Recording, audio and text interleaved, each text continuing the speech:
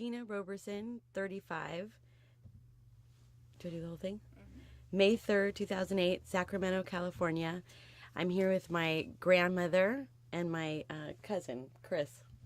Grandmother Josephine Caravana and cousin Chris Harding.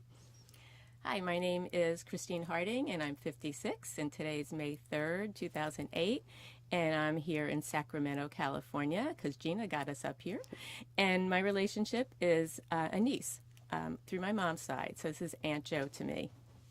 Oh, and yes, that's it. Me?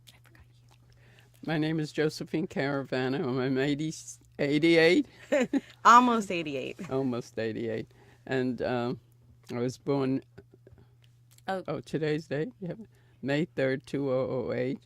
And the location is Sacramento, California, where my granddaughter Gina lives. And Gina is my granddaughter, and Chris is my niece. Great.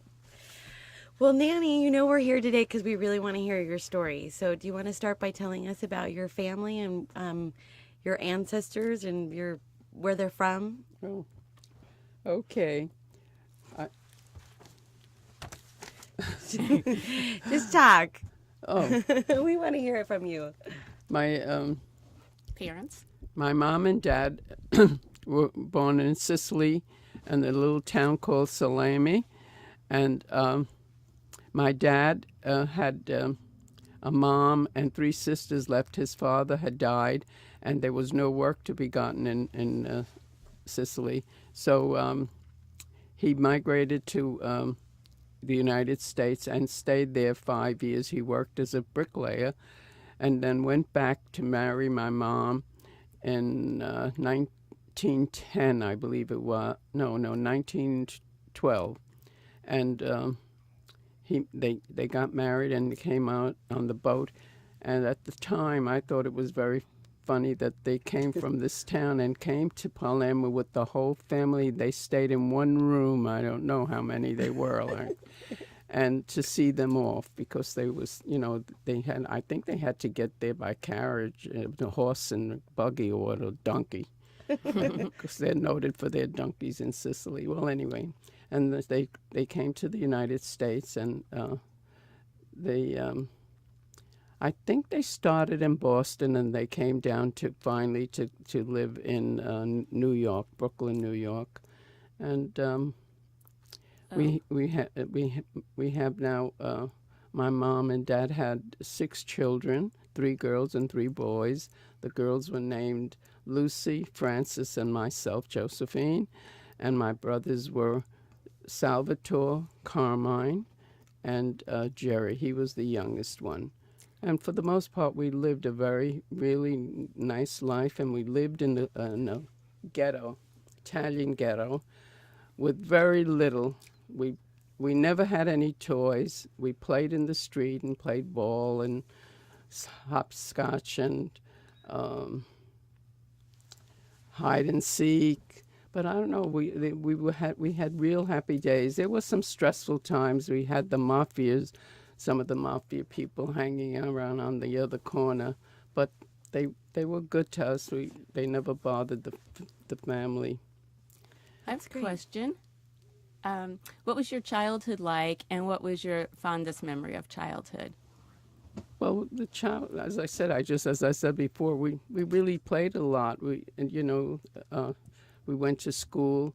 We had to walk miles to get to school, but we did go, and it was good for us. I was there was a division of 7 years between my sisters and myself, so. They were practically up in the upper grades, and I would walk with the younger children. Mm-hmm. What about what you did in the summers? You seem to have lots of stuff to say about your summer visits. We had an uncle who decided to purchase some land on the tip of an island called Baldwin in Long Island, and he built a house, and we really faced the Atlantic Ocean, and it was so much fun because he liked to teach us to swim. He would take us in the center of the canal, throw us over with his hunting dogs, and we either sat swam or sank because and we were young. We were only 6 years old. Is that how you learned to swim? That's how I learned to swim. I was swimming. Then I was a real great swimmer. I must say so. I was. That's good. Also, childhood. What was your worst memory of childhood? I think you told something us about going to school. Oh yeah. Well, both parents didn't speak English at all at home, and most of the people in the whole area, the parents that weren't speaking English, and so when I went to school, I wasn't ready for the English language, and I frustrated the teacher so much that she one day really slapped my hands, and she was upset. She said, "You just go home and you learn this here." Well, I went home, and eventually I did learn it. Yeah, I helped, my sisters helped me. Did your older sisters all know English well? Or did they have the same trouble? No, they had difficulty too, but they knew more than I did, you know. Yeah. It was I who wasn't able to grasp it at the time. Okay. And what about what were your parents like? What was your dad like? What was your mom like? I really had very loving parents. They were really loved by everyone. They were kind, generous. Our house was open house all the time to everyone. And especially my dad, he used to make the wine down the cellar. And sometimes we used the old machine where you see, I think you probably have seen it, where they put the grape in a big wooden thing, and we stepped on them with bare feet, and that's how we strained. And anybody that came down, he would bring them down to the cellar the first thing, give them the wine, and then bring them up, and they would eat. I love it. We had a lot of friends, and we had a tremendous extended family there too. So you really took that for your dad with the entertaining and always having people over. Oh, I don't know. Yeah, I guess so. It does. Yeah, it does get to you. What about your mom? What about your mom? She was good right there with my dad. I tell you, I can't even remember. We were 6 of us, and a cousin that we sent for. My father sponsored from Italy, living in 4 rooms, and we had such wonderful times. And I just, and I look back and I say, gee, we had nothing. Why was I so happy? Yeah. What tradition did your parents pass down to you that you then passed down to our family, us, and the next generation of grandchildren of yours? Traditions like, Italian stuff. Oh, family. I don't know if I remember them all. Well, that's okay. Well, let's talk about Poppy. Let's talk about how you met Poppy. Oh. Remember about the wedding crashers? Yeah. Tell us that story. That was a great one. My husband and his cousin, which he was very fond of, they were like brothers. They were both wedding crashers. And my friend and I were invited to a wedding one night, and we really didn't want to go. We were bored, but the mother pushed us to go, and we did. And we finally got there, and sure enough, I turned around and I saw these 2 guys, and I said to my friend, hey, maybe it won't be so bad. I said, because I see 2 guys that I know from Long Island. I said, he and his cousin are here, so let's, so they spotted us and came over. And we had, we talked and asked them how they were the whole bit, and they turned around and they said, boy, he said, maybe we should go out on a date. But they had a pact that whoever was tall, go with the taller girl, and who was short, go with the shorter girl. So I got the cousin, and my friend got my husband. And then they walked us to the station, and that was it. We made a date to meet. It was okay. We went on the date, but it was just okay. And didn't hear from them anymore. And I met a friend at school because I went to Girls Commercial High, and I met this friend that lived in their neighborhood, and she mentioned the street. And I said, hey, I know 2 guys that live there, and I mentioned their names. And she said, oh, yeah. She says, and we're coming to Highland Park soon. I said, hey, you know, that's where I live, really close by. She went, well, you want to come? I said, yeah, come, I'll come. So we went. And that night, my husband asked me for the date. He didn't ask his girlfriend. Then again, he didn't say anything then, made no dates. But I told him I was going to night school, which I was. I was taking some extra courses. And he met me there. He came there to ask me for a date. That was it. And then that was started the romance. How long did it take him to give you a kiss? I don't remember, but it was so long that it was a joke. Although I think it was over a year. We would sit and talk and talk and talk and talk, and it was over a year. Did you kiss him first? I don't remember. No, I don't think so. Yeah. No, I don't think I did. But it was a difficult thing. He never did. I thought of it, but he never kissed. And what did you like about him? What made you want to marry him? Oh, he was good looking. He was kind. He was funny. He was really funny. Hey, why does anybody marry? You know, they think that they're going to match. Yeah. That's funny. I know of a favorite story you always tell about Uncle Dom, and it has to do with him working at Pan Am. Oh, yeah. Well, I had a sister who went to live in California. Actually, I want to remember this too. She lived in Trieste, Italy, for I think it was a whole year because her husband was the army occupation after the war. She gave birth to her daughter, and then they came to New York, but they decided to migrate to California. They went to live in Riverside, California. Consequently, my young brother, who was sick with rheumatic fevers, went there too to stay with them and live with them. And he got sick, and my mom flew out. My mom didn't speak one word of English. She got on that TWA plane, and she got herself there. And she loved it. She felt that she was in Italy. Riverside was a city where there was a lot of citrus fruit and vegetable, big gardens. She was a happy bird there. Aww. But then she had a stroke when she was out there, and I was distressed that she had this. You know, I felt bad and I wanted to go. In the meantime, my husband worked from Pan Am from 1940. And this is 1956. And I said, honestly, Dom, I know you're not going to like this, but I think I'm going to go take a loan and take an airplane trip. I've got to go see my mom because I'll never forgive myself. So next morning, he calls me up and says to me, I want you to pack up and take your daughter, Claudia, with you to California. I've booked a flight for you. I said, how did you do that? He said, well, the Boeing has an air show, and that was the first Boeing that was delivered to Pan Am.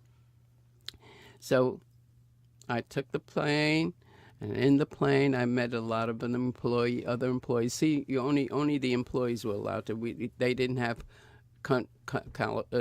United States. They only flew overseas. So to get overseas, they'd have to go to California to go to Japan, et cetera, et cetera. So this was their trip. So they went to Brownsville, Texas for their air show, and I went with them with Claudia.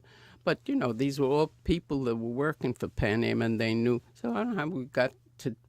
He said that they could fly all over the world. I said, well, what is this? He says, yeah, all over the world. I said, all over the world? When? When did this happen? He turns around and says, oh, it's ever since you were hired. You could go wherever you want to go. I said, oh, my God. And I went to New York for my wedding. When I got married, my honeymoon, he took me to a little town in New York. There was two little old ladies and ourselves. And I got sick. I had to have the doctor. I had pneumonia. No. Well, long and short of it, well, when I got home, I never stopped traveling after that. Yeah. And I remember you saying it had been a long time that you had that ability. 15 years. 15 years God. he didn't tell me that because he didn't like to fly, he didn't tell me that we had these privileges. So this wasn't one of our questions, but real quickly, tell us a little bit about all the different places that you've been, because you have been. I haven't been to too many. I really didn't. I did all of the Caribbean over and over again because he liked this. Yeah. He went there. We did that. I did. Let's see. I did one trip with London, Turkey, India, Beirut. And then I've been to Italy many times. Yeah. Holland, Brussels. I think that's about it. You met great. me in Canada once. Yeah. Not far flung, but But I repeated many trips. Yeah. That's great. What a great opportunity. What about, so during that time you were married with Poppy, what were some of the best memories and some of the hard times? Well, he was really a real great father. You got to say, he was a good husband. I mean, he really never cheated. He was honest in everything he did. But he was the greatest father that I think, on the street. Well, your dad was good, and Tony was good too. He was good, but Tony didn't have the time to put in with the kids that he did. He really did. He was with the Little League, and if they wanted the band, he'd drive them all over to go for the band. And you know what that is. He was good. Yeah. And you had a big social network with a lot of other couples that you guys entertained. Oh, yeah, we had about 12 couples that we always met once a year. The men played cards, and we chatted, the girls. Sat around the table. Yeah, no, we had a lot of fun. And we also traveled with these groups. We went to different places on vacations at times. Yeah. can you tell us a little bit about your thoughts with your children, Claudia and Joseph? Well, they're my children. I can't say anything bad, but they were really, they were good. They were easy. My life was easier than it was then bringing up children. Now there's a lot of time, more time spent. Of course, I work too. Yeah. But I was very fortunate to have my sister next door, who's lived there, and she watched over the children. Was that hard for you in that time, working and Well, having yeah, children? it was. I felt guilty about not being with them all the time. But the minute I came home, it was family and it was dinner, and they had their dinner all the time, their breakfast on time, their lunches to school. I put it in, but it was a lot of hard work. So. But I do it over again because it helped us. It helped us get along in life. And how did being a parent change you, or what was? How does a family? Once you have children, you never change. I mean, they're your children forever and ever, and they're your responsibility, and so you do the best you can for them. Yeah. Claudia went to business school, and my son went on to college, and they've both been successful in life. Claudia was a terrific mother. She really did. Even though she didn't work, she really did a lot, and she helped us with the retarded children. Yeah. We all did. All of us, all the children worked. We had them sweep because there was a staircase there, just like Gone with the Wind, and we had them vacuuming. That's it. Because we had, before the affair, because they wouldn't give us the money to get someone in to help. So we made a lot of money. One time we ran a Las Vegas Martin. We made $9,000 that night. For the charity. For the charity. retarded Yeah, children's for the children. retarded. and- Yeah, we were involved with them for 35 years. Trust me. Yeah. We started in a garage. Yeah. And so for anyone who's listening, And we went now we ended up buying this tremendous estate on Long Island, and we ended up, when I left, which was 1955, we had 4 schools for these. We had preschool children that didn't learn, children that were not able to ever walk even. We had all types of facilities. This place was like the most beautiful thing ever. So it had it had 2 dining rooms, chandeliers, Yeah. Oh, and I wanted to say something. So anybody who's listening in the future, my aunt got into that because my sister Donna was mentally retarded and developmentally disabled, as they'd say today. Yeah, well, so, of course, that's what got us into so it. I just wanted to add that because Aunt Jo was a great support for my family. Yeah. Well, we could probably go into talking about Grant Street. Yeah. This is That was a big significant Yeah. thing. Well, the only thing, we did have it easy with the children. They all played with each other, you know, all the ones that were compatible, let's say. And they, to this day, they're friends. I mean, look how many years, 50 years, and they're still friends. They still go visit each other. They all live in different states, New York, Boston, where else? Chicago. Chicago all over. Yeah. They really are. And they California. still, they come visiting us, and we really have a big connection here. And so on your street, there was you and Aunt Lou, your sister, and then And across the street was My brother. Uncle Yeah, Sal. it was like the little town belonging to us. Yeah, we did have the nickname the Grant Street Gang. Yeah. Yeah. It was fun. Good childhood. Great. All right, so let's talk a little bit about, so you talked a little bit about being married to Poppy and having your children and this extended family on your street. So with all of that, what advice would you give to young couples or to Well, you know, I other wrote it down. children? You really didn't. Here, you can look at it. You can look at some of the phrases to help you. Yeah, because I needed forgive, let go of disappointments. I mean, these are all hard to do, Right. you know, but Yeah. you know, you just I feel you can forgive, let go of disappointments, give back and help others, love each other and children always, because that's has to be your first priority. Compromise and see other points of view, communicate with forgiveness, and save 20% That's of the your advice for the salary. young And couples. don't spend beyond your means. Yeah. And find the courage to carry on despite hardships. That's, you know, of course there's much more. Yeah, I think you talk more about marriage and family. Yeah, go down here, yeah. Love your mom and dad always. Love your mom and dad. They're not always perfect. Mean well. They mean well and always part of you. Mm-hmm. And give them all the love and caring that they gave you, Yeah. ultimately, hopefully. So, Nanny, let me ask you this. When you talk about seeing, you know, people from their point of view or, you know, trying to understand other people, because I feel like that's one of the things that you do really well. You know, when you try and talk to other people about, tell me about that, why that's important and how you've been able to do that and overcoming, you know, all of your... Well, I just, you know, And I being listen happy. to them and it makes me happy with some of the thoughts that they have. And selfishness, a lot of selfishness. I find that if you give your children too much, they end up being really selfish. If you don't teach them right and wrong, that's another important key. If you don't teach them right and wrong, they're never going to make it in life. And I try to do that, but you know, sometimes you don't succeed. You see other people don't concede, and they do mean things and all. And I say to myself, well, you got to forgive them. You got to forgive them because they don't know how to walk in your shoes. Mm-hmm.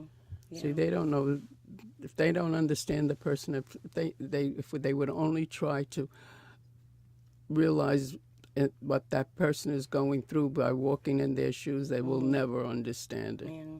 So if they have they don't have the capability to do that. Some of them. Right, right. Isn't that I'm that great? I mean, it's just that. Yeah. I just feel that's Well, what there was something inside you, and one of the things that you talked about is, you know, about just kind of that intrinsic being happy. Tell us about that when you were 18 years old and you were walking down the street and. Yeah, well, and then that's where it all bases it, because I really had nothing. We really had nothing, and I got the hand-me-downs from 3 people. And I'm walking down the street, and I was just about 17 or so, and I'm saying, gee, I'm so happy. And I didn't have a boyfriend at that time.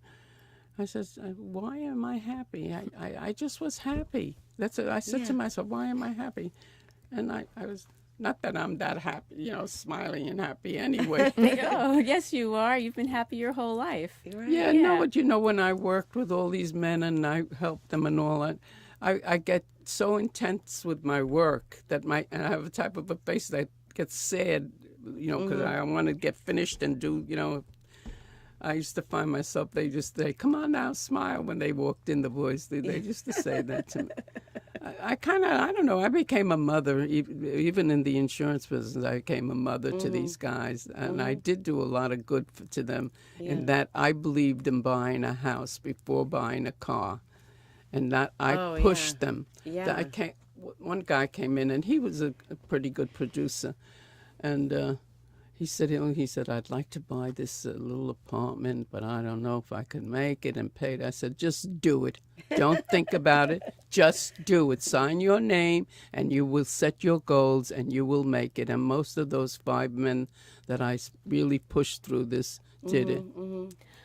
I have another. Did succeed. I mean, one of them was making $500,000 at that time. It's a lot of money then. Yeah. I have a question, if you don't mind me going back to your kids. If you want to tell us a little bit about Joe and Claudia, and remember you talking about how you disciplined them and how different they were. Oh, yeah. Well, my son was the type, he was easy. He really was easier than Claudia. And when I think most guys are easier. I don't know, maybe not, but with my case they are. And if I would reprimand them, both of them, and they would go upstairs, my son would go up to his room, shut the door, and wait to be told to come back. That other one, Claudia, my daughter, who was the older one, would stand by the steps and said, you don't understand, I didn't do anything wrong, and you're blaming me, and I know I didn't do anything wrong, and I have no reason to be. And I go, oh my God, why did I ever start this? God, I should have never started this. I'm sorry. I learned from that. Yeah. Oh, that's so cute. But they were good. Honestly, I really had no trouble because I didn't have to take them to school. I didn't have to bring them to school. It was at the corner. It was just the whole situation of where we was. The church was around the corner. We were in a closed neighborhood. But it was, Long Island is big, and it wasn't really so. It's just this one street that led to the school that everyone was friendly. And they played. They were happy to be with each other. And then, of course, I had open house for them. My husband and I chose to have them in our home rather than see them wandering the streets. Yeah. Yeah, and actually I feel like you were... and because you were part of it, so... Yeah. Yeah, it was a great thing.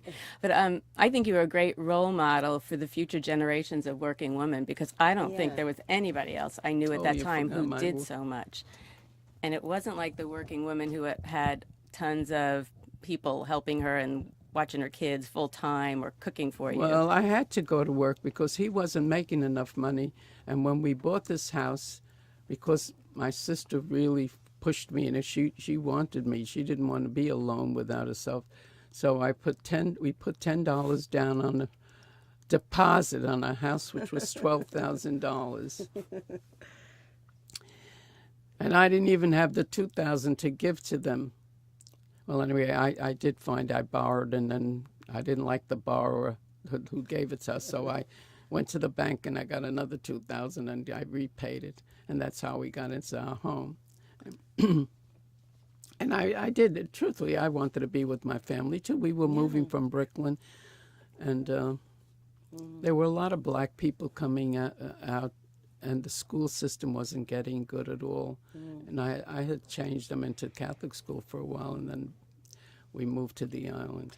Tell us about your, you talked about your sisters and how the girls in your family did so much of... Italian family, you got to say Tony and the Italian family. Well, we were three boys and 3 girls, and the boys, they could never do wrong, and they were they were known as the kings of the family, and that's how they treated. They really did treat them, and everything was like for them. And we girls had to do all the work. Not so much of everything was for them, but they never got the responsibility that we got. They never got the responsibility that we got. Yeah. And we did all the work. And my poor sisters, they were only 14. They had to go work in a factory They were taught to sew, and they were good, I must say. But whatever they did, they ended up working for Lord and Taylor's, and they're. Tell us the story about them working and you being able to go to school or something. Oh, yeah, what was that story? I always felt that's another guilt I always felt. I felt I'm full of guilt. I felt I had to always help them because they helped me so much. Because if it wasn't for them, I would have never gone to high school, and that was a big thing in those days that you finish high school, and I did. I told you I took a business course, and so I always tried to help. Especially my sister Lou. My sister Fran moved to California, so there was nothing I could do about her. But I did try to help my sister as much as I can, and she helped me. Mm-hmm. Okay. Yeah. You had talked about just having this epiphany about being happy when you were 18, and you did. I did too. Have a really happy life. But what was one of the saddest moments of your life? I think it was with my brother. Yeah, I had my youngest brother Jerry had rheumatic fevers from 3 years old, and we girls really mothered him. We used to take turns at night sitting up, and so he could lean on us and breathe. And so he was pretty sick. And when my sister moved to California, she took him with him, and by that time he went to college while he was there. And he met a girlfriend. We were so happy because we knew what a sick boy he was. And he went out into the ocean, and we think he died of a heart attack, but we really don't know what the cause was. How old were you? And he was only happened? 27 years old, and that was really I can't even think about it now without being upset. All right. Well, we don't want you upset. So, what about your proudest moments in your life? Was my family is my proudest. I think that's most families. Their children, their grandchildren. I got 4 great grandchildren, one of which you are, and I have 5 great grandchildren, and they're all girls. We got now coming in this world. We're going to have woman power. I expect this year from a long line of it. Yeah, and I expect this year we'll have 2 twins. We have twins and another baby coming, so 3 more that'll babies, be 8 yeah. at the end. So I'm proud that I'm 88 and that I'm lucky. Yeah. God has been good to me. Yeah. Yeah. You talk a little bit about the depression occasionally, and that was in the early part of your life because you were a kid. Oh, so what was that like for your family? Well, we were very poor. I tell you, we had to wait for my dad to come in and buy 5 cents to buy some spaghetti so that we would have dinner. And we really were. The lines were terrible. But as we grew older, the girls we went to my sisters used to go to was dances in New York City. But I did the Red Cross thing and give blood. We really did work hard. It was a hard time, but do you feel like going through that time is what gave you kind of an appreciation to give to others and to get involved in the community? And well, I always felt that way. I always felt that you had to help people if they needed, to the point that sometimes it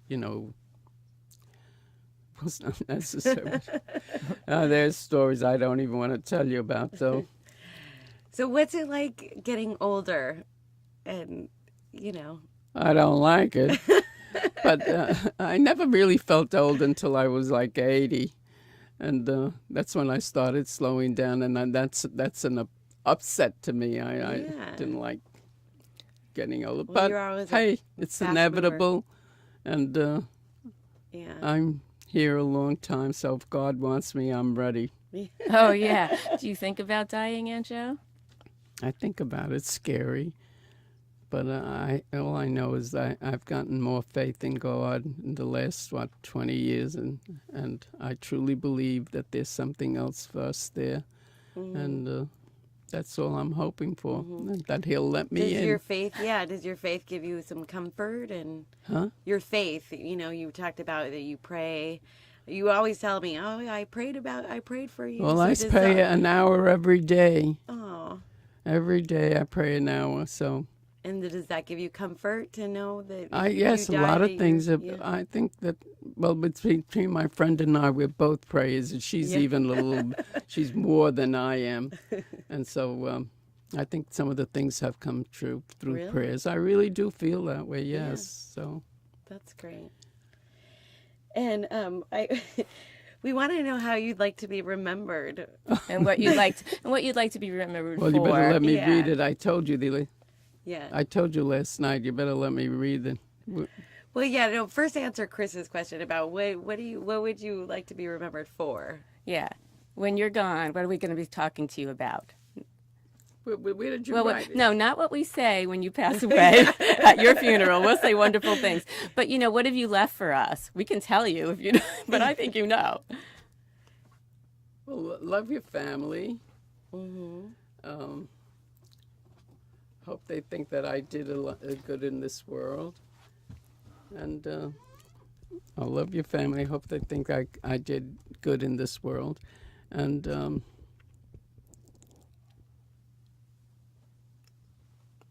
ultimately let me in. I'd like to add to that because Aunt Jo's going to be remembered for being the person who pulled her extended family together constantly. Put us around, and the other aunts and uncles, but put us around dinner tables with great food and great conversation and really meaningful relationships. Yeah, well, I did do that. Great food, really good food. And Yeah, I am a good cook, and I'm called the chocolate girl of my Palmilla, which is the center that I live in. So I baked 27 chocolate cakes this year. I don't know if I'm going to be And able it's to only do May. it next. Yes. No. I mean, I did it for Christmas 27. Oh my gosh. Christmas was 27. Right. Oh yeah. Yeah, I just agree with Chris. I mean, not only the extended family and all that, but what you said earlier about the role model of just a strong woman that can balance work and family and does such a great job at it. That's what I did. Yeah. And I complained a lot. But you laughed a lot too, which was good. Yeah. And I think the one thing that when we were talking last night, Aunt Jo, when we said, what would you like to be how would you like to be remembered? She actually gave us a sentence or two that she'd probably like in her eulogy. Remember that? Oh, how would you like to hear you put you. We love her. We're sorry she's leaving us. Pray for her, as she will continue to pray for you all. And we love you too, Aunt Jo. Yeah. We love you. I love everyone. You know that. Thank you.